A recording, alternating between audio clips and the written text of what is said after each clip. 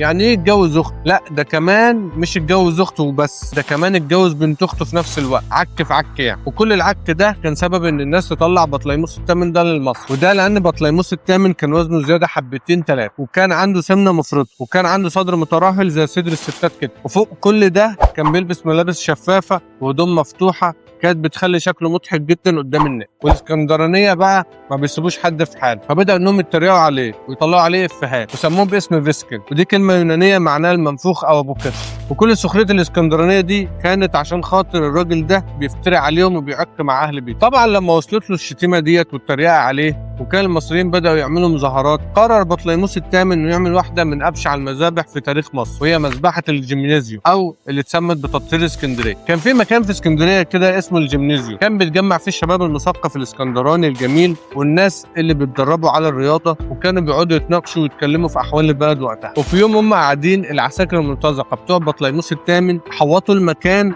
ودخلوا وخلصوا على كل الشباب اللي جواه عشان تبقى مذبحه يموت فيها مئات المصريين. وحتى الناس المثقفه والمتعلمه واللي كانوا اصلا هم اللي بيالفوا النكت والافيهات عليه امر بطردهم وقتل كل العلماء والفلاسفه والدكاتره والموسيقيين في اسكندريه كلها، لدرجه ان كل علماء مكتبه اسكندريه الكبار هربوا من مصر وراحوا اليونان.